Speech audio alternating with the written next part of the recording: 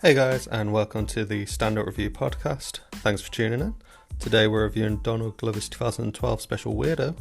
Let's get into it. This podcast is brought to you by our patrons. If you want to help support the podcast, then head on over to patreon.com/standupreview. With tiers starting at as little as £1, there are some great benefits, such as voting for which specials you want reviewed, Q&As, bloopers, early access to podcasts, exclusive podcasts, and many more. Sign up at patreon.com/standupreview, and thank you for your support. Right, so a bit of background on Donald Glover in case somehow somebody doesn't know who he is. This is his first stand-up special. He did have a half an hour with Comedy Central before this, but this was kind of his first fully fledged stand-up special. He hasn't done much in the way of stand-up since this show, but of course he is very well known for his music and his acting. Personally, I'm a big fan of his other stuff. I had seen this show once before. It was quite a long time ago. I couldn't really remember much of it. I did, of course, watch it again for this podcast. In terms of his comedic style, he's very performance-based. His acting does come out quite a bit throughout the show. And it's kind of observational comedy, I think would be the best way of describing it. But with that little bit of background on him out of the way, let's get into the show itself. The opening of the show is a little bit awkward, but I think most shows at the start are a little bit. He does a good job of just kind of introducing himself and moving on. Keeps it short, because often at the start of shows there's not really a whole lot to say. You just want to say, hey, thanks for coming, great to be in this place. You just want to get on with your jokes. The first bit is a series of jokes about Spider-Man and Shaft. I've not seen Shaft, so some of the jokes may have gone over my head a bit, but overall there are some really good, solid jokes on there. He's basically comparing white Spider-Man to black Shaft, and despite that, he still manages not to make it too much about race, which might not make too much sense, but he does a very good job in that regard. My only issue with this bit will be that it goes slightly longer than it needs to, which will be a theme. But it's a really solid start, some really great jokes in there. He then moves on to making some really good commentary on the entertainment industry, which is obviously an area he knows very well. And at this point, he's getting a little bit more comfortable. You can tell that he's starting to get into his rhythm. You know, he's talking about something that he knows at this point, you know, and everyone there knows that he knows the industry is kind of in all areas of entertainment. And he's making some real solid jokes. I'm really starting to get into it.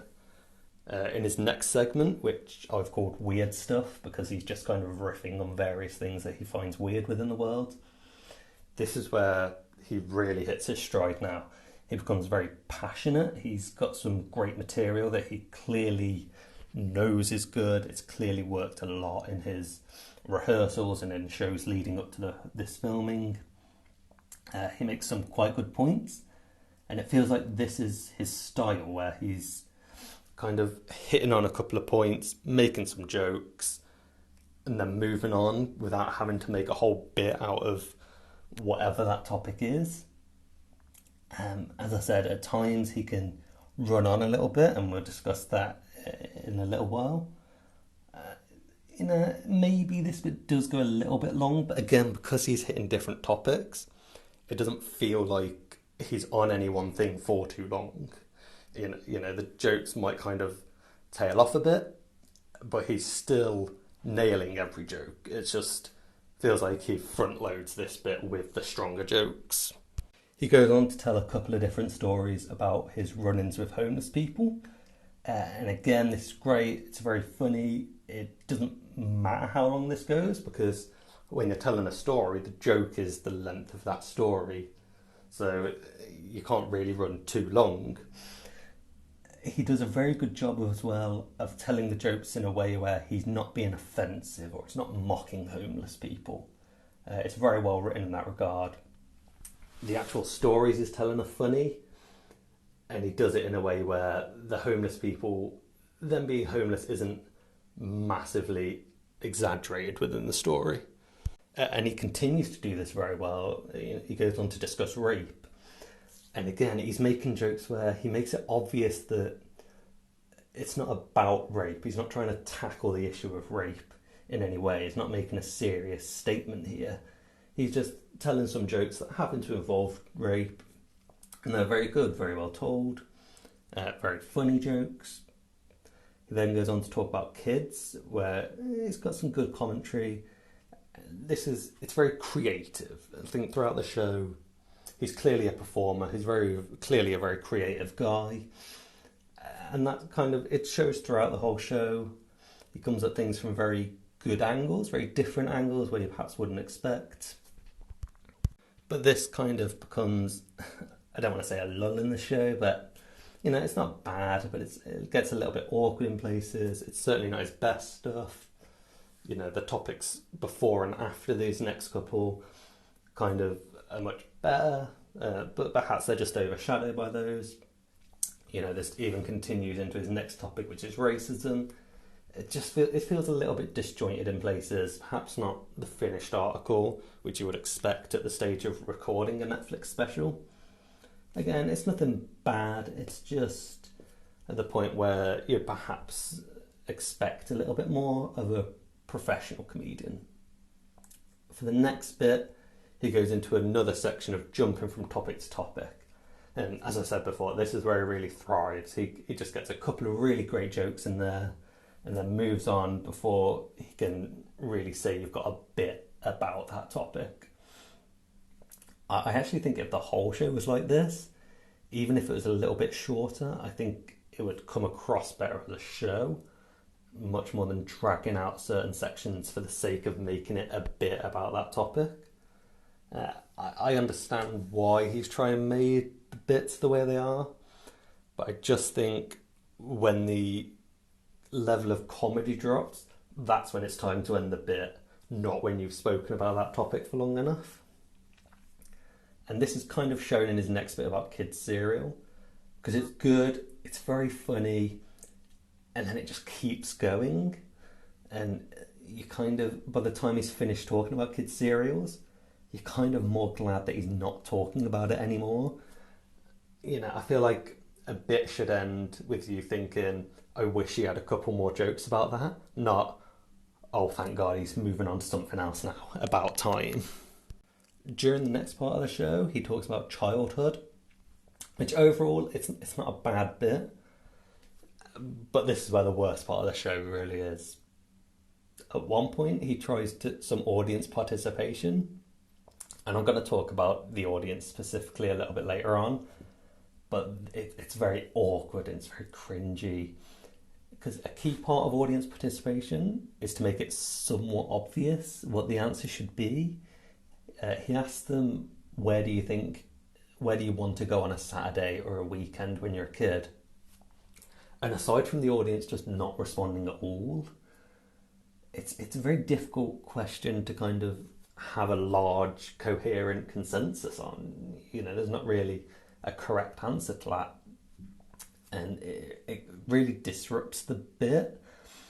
He has to tell them the answer, and then he carries on with the story, and it's kind of a good story, but it doesn't really recover from the mess of the awkward silence.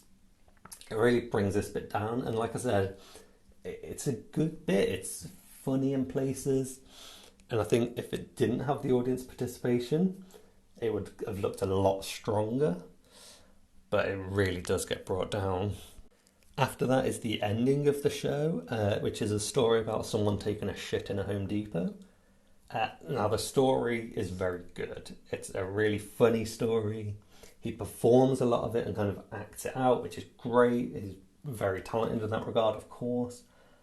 But it's a bit that it's constantly building, and you're trying to figure out where he's going with it, what the big joke at the end of the show is going to be.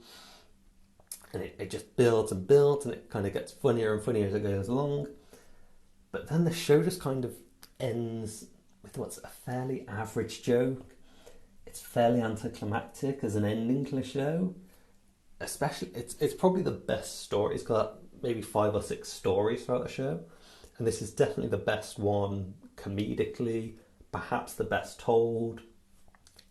And I sort of get the feeling that if he put this bit in the middle of the show, it'd probably be the best part, and I'd probably be raving about it. but because the end is a little bit weak, and that's the end of the show, and then you're just sort of left with this, it doesn't feel as good, and I feel as though, you need to end on a really strong joke, even if it's not a strong topic or a strong story. And if you have got a story like this where you don't have the best end, it's better to just kind of tail off into another topic rather than just have that as the end of the show for the sake of it being your best story. A few extra things worth pointing out regarding the show. Nothing too important, but just little things that can kind of sometimes make or break a show. One thing I always really enjoy in stand-up are little callbacks to previous jokes. He does this a few times throughout the show, and he does it very well. He'll catch you off guard with them. He's usually on a new topic. He'll be going down a rabbit hole. You won't know where he's going, and he'll just pull out a brilliant little side joke referring back to something earlier in the show. He's very good at it. His transitions from one topic to another topic can be very blunt, very sort of finish one joke, start talking about a new topic, no introduction at all.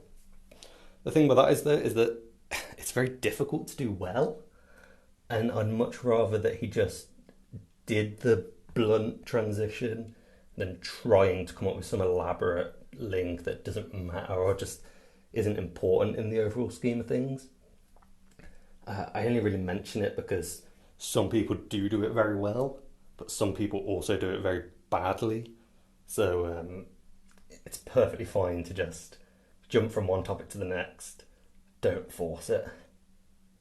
In terms of his stage persona, it's very obvious that he doesn't have this figured out, which is understandable because it's something that comes with time and comedy isn't his main focus. The main reason I'd bring it up is because it's difficult to figure out who this character is supposed to be, and I think if he did have that, it would help some of the jokes in terms of, is this an awkward character? Is it an outgoing, confident character? It can be confused within the jokes sometimes, and there's not that one overarching style throughout the whole show, but it doesn't affect it too badly. I want to take a little bit of time to talk about the audience themselves. They really did not help the show at all.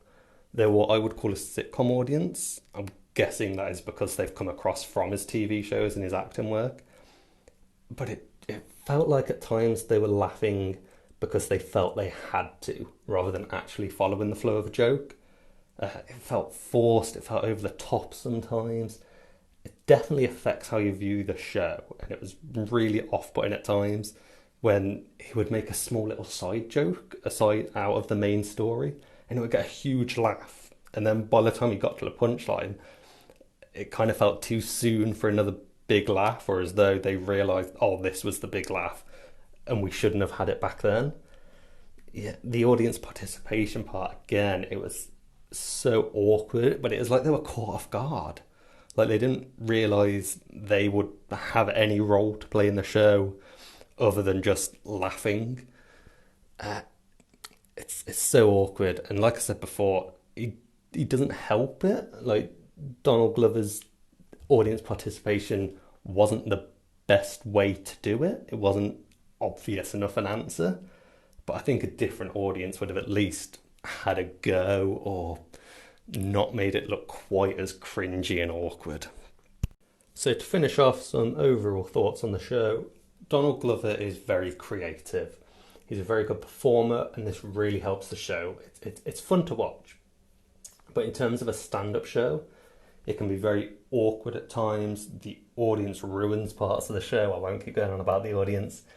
And he would often try to overperform if certain jokes weren't landing, kind of trying to play up to the audience. It wasn't for me, it's not a bad show, but I think it was performance over comedy at times. I would recommend it, if you've got the spare time, give it a watch, but just don't expect the funniest hour you've ever seen. Given all of that, I would give Donald Glover Weirdo a 4 out of 10. Sorry, Donald.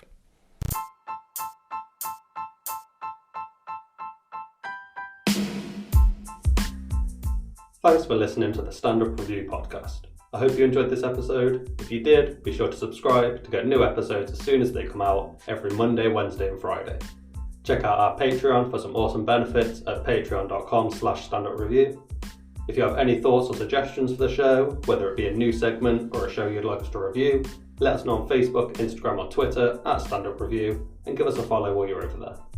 Feel free to share this or any of our other podcasts on any social media platform. Have a great day and we'll see you for the next episode.